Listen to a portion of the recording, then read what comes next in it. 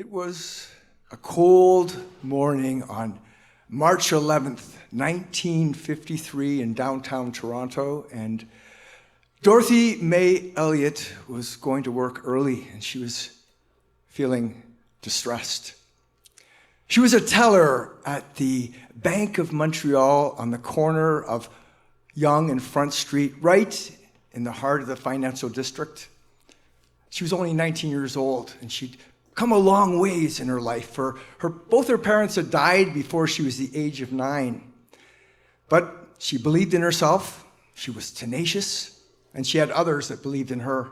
So she had this job where lots of opportunity. Working at a bank, you get to meet lots of people, handle money. Another interesting thing at that time, for some people might know, that in the early 1950s, there was a lot of bank robberies going on. There was a gang called the Boyd Gang, and they were popularized in the newspapers. And they had just been captured for the final time because they often escaped the previous year, and 2 of them had been hung in the Don jail together. But there were still lots of bank robbers on the loose. And so what banks did to protect their money, they gave guns to the staff. Just regular staff. Many of them might have been soldiers who'd come back from the war, so they knew how to handle a firearm. But sometimes they trained tellers. At the Bank of Montreal, where Dorothea worked, the person in charge of the loaded revolver, his name was Len Redmond. He was the bank messenger. He did things in the bank, helped people find things, and walked around. And every morning when Len came into the bank, the first thing he would do was he would go to his desk and pull open the drawer and look in, make sure his gun was there, just to reassure himself. Well, Dorothy was walking to work, and she had a desire to make a mark in the world with her life. She loved to connect with people, and she did. Some people said that she actually looked a lot like Rita Hayworth. And for some of the older people in the audience, the men might remember Rita. She was a popular American actress from the 40s to 50s. She was actually called the Love Goddess, and many of the American GIs put her up as a pinup on their wall. So that's how Dorothea looked to many people, but on this particular morning, she didn't look like Rita Hayworth. Her hair was hanging limp and uncombed, her face was pale, her eyes were puffy. She was wearing a cardigan sweater, and the buttons weren't done up quite properly. And there she was, walking into the bank, feeling like that. And some of the other staff had noticed that something was happening with Dorothea, even a few days before. And the talk went around the bank that it had something to do with a married bank manager who had an apartment in the bank, back of the bank, and had a terrible reputation for his behavior with young women. Well, Dorothea walked into the bank and she looked around. She was early. And the first thing she did was she went to the desk, to Len Redmond's desk, and she pulled open the drawer and she pulled something out and she dropped it into the pocket of her sweater. And then she walked up the stairs to the women's washroom on the 2nd floor. Now, Len Redmond was a man of ritual and punctuality, so he showed up a short time later, just on time. Immediately, he went to the drawer and pulled it open, and then he went, "The gun! Where's the gun? The gun's not here!" And just at that moment, from upstairs, they heard this bang! And they looked at each other. The men there looked at each other, the ones who were there already early in the morning, and they ran upstairs to the 2nd floor. And a short time later, they carried down Dorothea May Elliott in a wooden chair. Her head was bloodied. They carried her out to the street, and an ambulance came and took her away to St. Michael's Hospital. The next day, Dorothea died. Now, Dorothea didn't have many people in the world. Her parents were both dead. So there was a simple ceremony to mark her passing. There was a mention in both of the Toronto papers, the Telegram and the Star, about what had happened. Neither of them mentioned her name, and one speculated that she took her own life because of a broken heart. Nobody was questioned in the bank. There was no kind of investigation of why this had happened.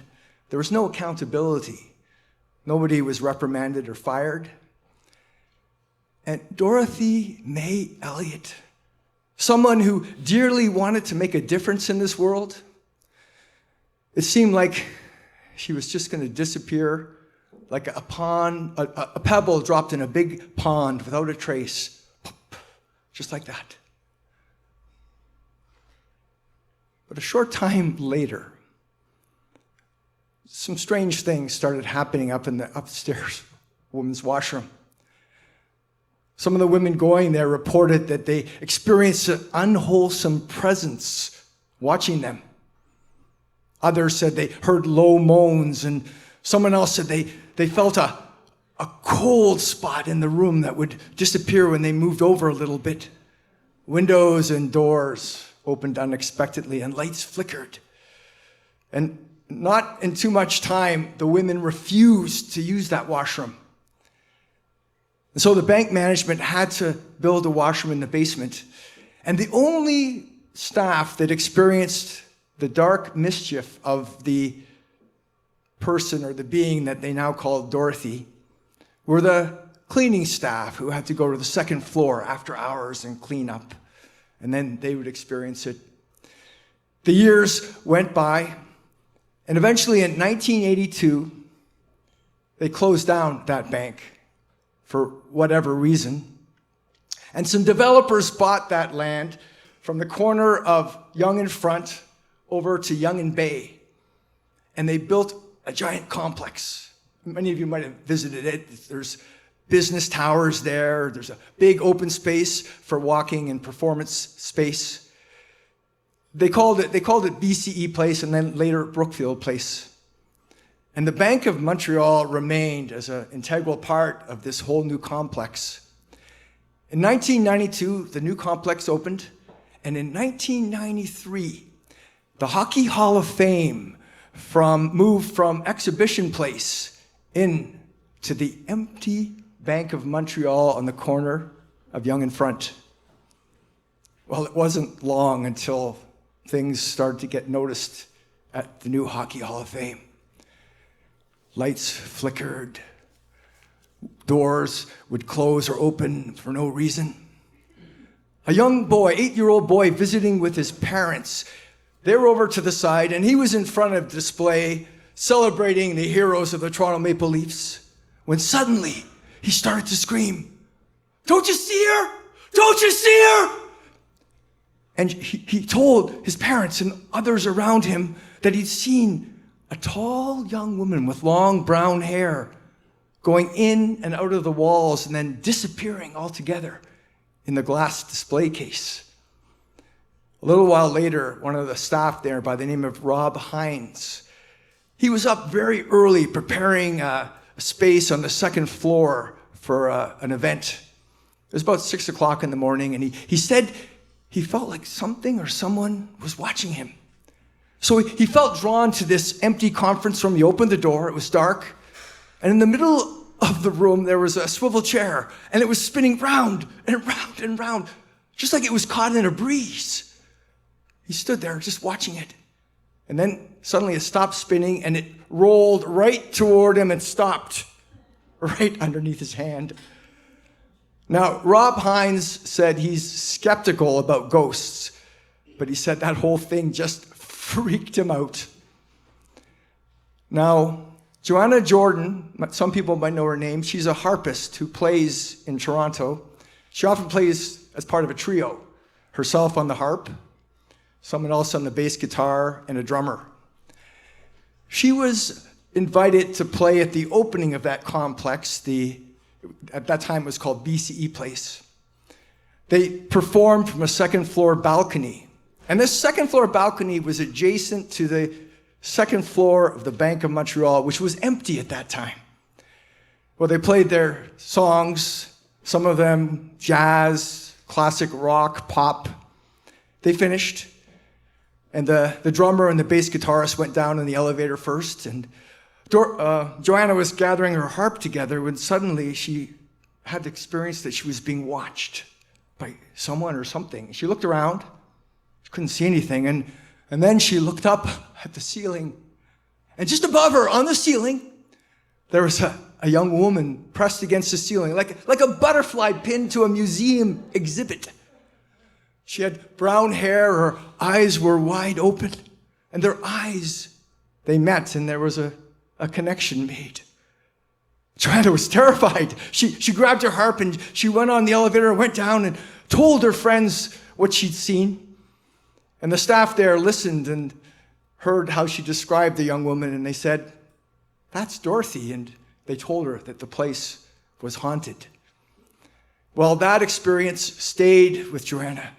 Joanna's a Buddhist, and Buddhists have an understanding about suffering, and she felt when she had looked in the eyes of that young woman, she understood that there was a suffering there, an inability to let go.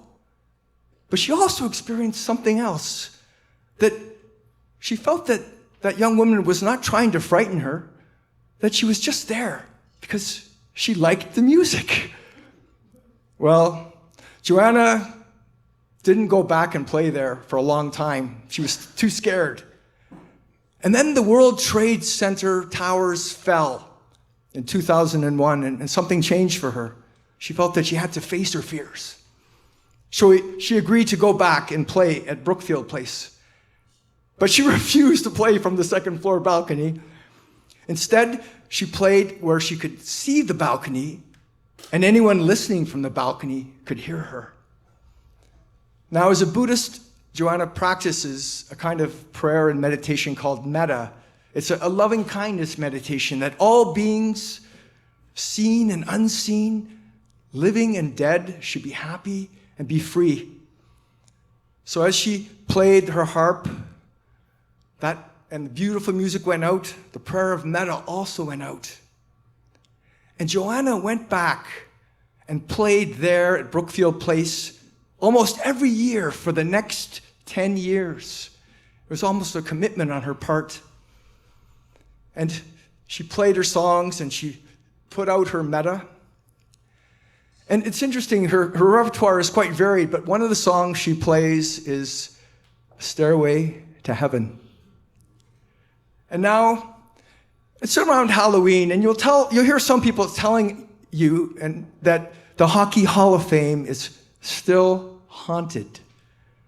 But if you look online or you ask people, there hasn't been any reports of any ghostly happenings for probably at least a decade.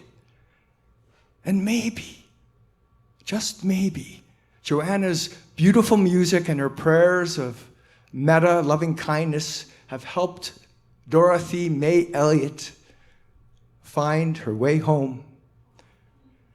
May all beings, seen and unseen, may all beings, living and dead, be happy and be free. Thank you.